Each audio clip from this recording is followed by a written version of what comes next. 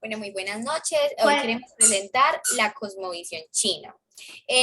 Los integrantes que estamos hoy somos Mariana Giselle Rincón Echeverry, Santiago Marulanda Arango, Jennifer Monsalve Caro, Lady Magari Martínez Hoyos y mi persona, Manuela Tangarife Rivera.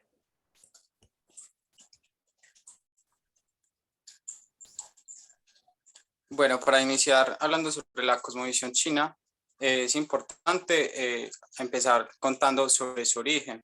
Los primeros signos de esta civilización emergieron hace unos 5.800 años en áreas de los ríos Amarillo, Yangtze y Liao Occidental. Estos lugares son considerados como la cuna de esta civilización. Según informes de la Administración Estatal del Patrimonio Cultural de China, esta civilización nació hace aproximadamente unos 5.800 años y maduró como tal hace 3.800 años.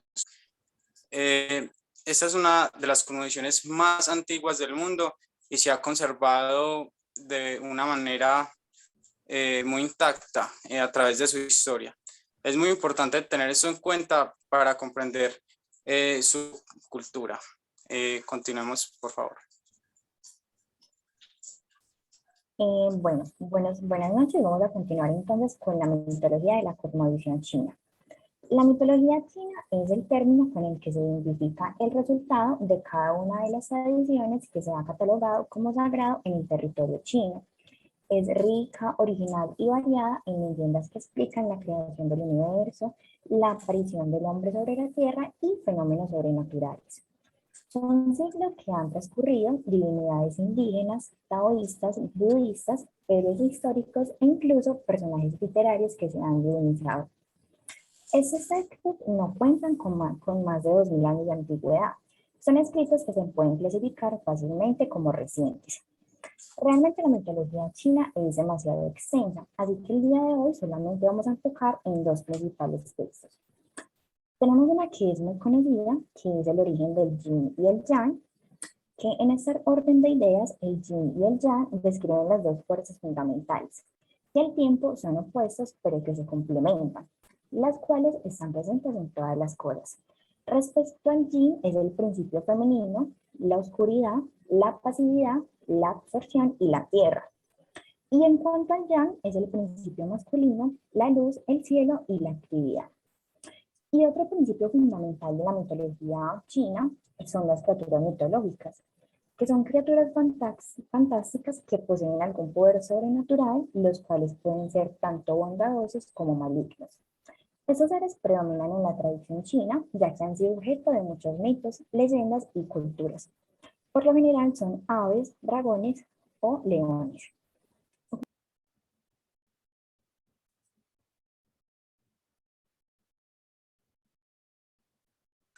Bueno, ahora vamos a compartir un poco sobre el lenguaje. El mandarín es el idioma oficial de China. Los caracteres chinos fueron utilizados hace unos 5.000 años. Estos eran pictogramas que representaban los objetos, las actividades y las actividades más comunes de la vida en aquellos tiempos.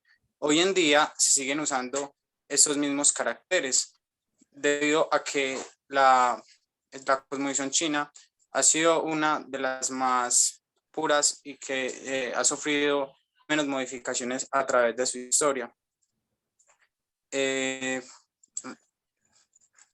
Este es uno de los lenguajes más hablados en el mundo y sus caracteres tienen ciertas características que son muy esenciales debido a que en esas se encuentran representaciones gráficas, expresiones simbólicas abstractas de ideas, combinación de elementos, entre otras.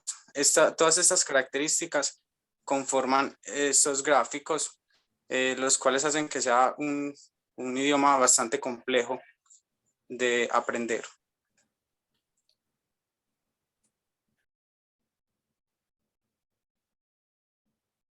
Bueno, yo les voy a hablar un poco de la religión. La diversidad religiosa de la época imperial sigue existiendo hoy en día. En China hay católicos, protestantes, judíos, musulmanes, pero tres de estas religiones destacan por encima el resto, que son el confucianismo, el taoísmo y el budismo. Las tres creencias conviven sin problemas y hay creyentes que toman los principios y enseñanzas que más le inspiran, aunque pertenezcan a diferentes cultos.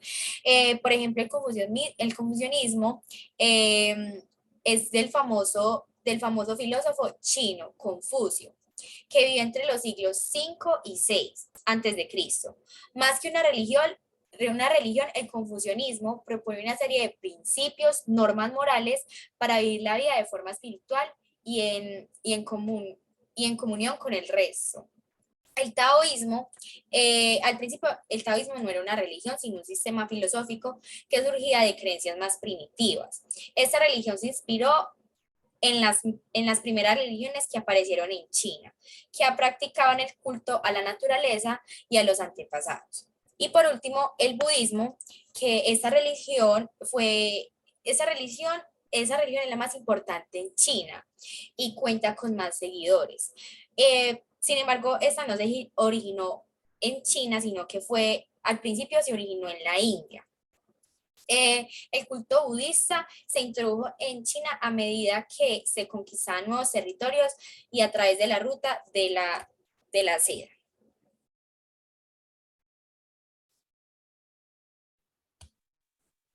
A continuación vamos a hablar acerca de los símbolos en la cosmovisión china. China se caracteriza por ser una población que posee grandes riquezas en el ámbito cultural y artesanal. Esto conlleva a que sea representada por medio de diferentes símbolos tradicionales. A continuación vamos a explicar algunos de estos símbolos, como lo es el dragón. El dragón representa el poder. Es un símbolo que aparece en objetos de los emperadores chinos, como lo son en los trajes o en las sillas. La medicina tradicional, la cual lleva más de 2000 años de existencia, incluye algunas hierbas medicinales, acupunturas y masajes. Está la porcelana, que representa la sabiduría que tiene el pueblo chino en el arte. La vestimenta se asocia con el kipao. Es un vestido entallado que refleja las aspiraciones de los confucianos hacia los rituales y la música. El oso panda se considera uno de los tesoros nacionales de China. Continuamos, por favor, con la próxima presentación. La Gran Muralla, que es considerada una de las maravillas del mundo, y como nos lo había explicado anteriormente la compañera, el Xinjiang, que presenta la existencia de dos fuerzas opuestas, pero que se complementan entre sí.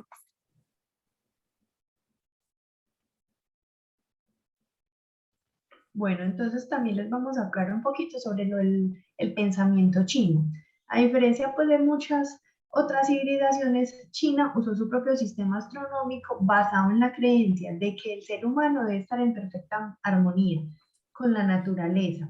Ellos concibieron entonces que una sociedad en el cielo era un reflejo de la sociedad en la tierra. En China siempre predominaba la creencia de que el emperador era el hijo del cielo, al que se le había dado el mandato o derecho de gobernar.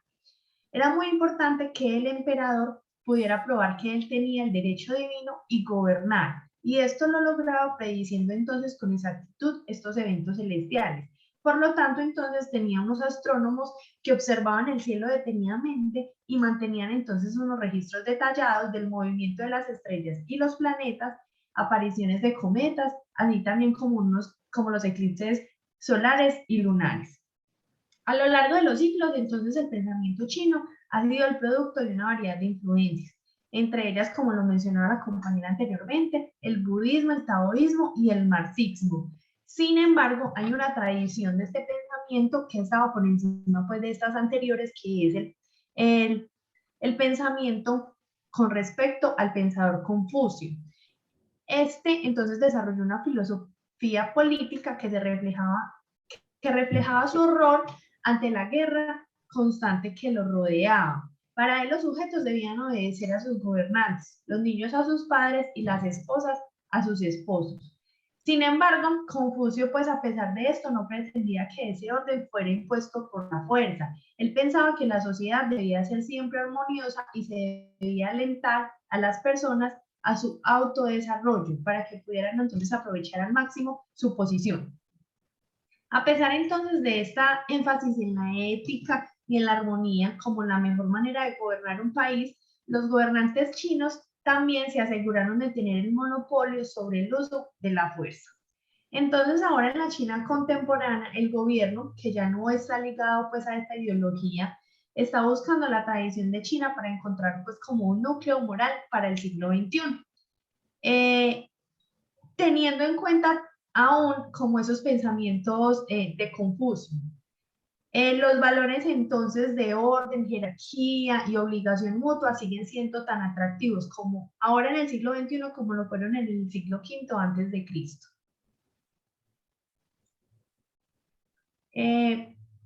Comentarios y conclusiones entonces finales con respecto al desarrollo del tema. Podemos entonces ver que la cosmovisión en China cuenta con diversas características que han contribuido al progreso de la cultura en este país y a nivel internacional. También se puede inferir que cada cultura está compuesta por una cosmovisión representada por medio de símbolos y mitos que diferencia una comunidad de otra. También es muy importante mencionar cómo el lenguaje y la cosmovisión son fundamentos propios de una cultura. Estas se articulan y demuestran su vigencia en el universo. Definitivamente no podemos hablar de cosmovisión sin hablar de cultura, porque la cultura es el reflejo de la cosmovisión, del pensamiento. La cultura materializa el pensamiento de las personas. De esta manera no las podemos separar. Y bueno, la cultura china ha logrado conservar sus pilares fundamentales durante las diferentes generaciones. Como conclusión final, entonces, tenemos que la cosmovisión es la visión del mundo en cuanto a la realidad que crea una sociedad en una determinada época o a una determinada cultura. Podríamos entonces decir también que es una manera de ver e interpretar el mundo.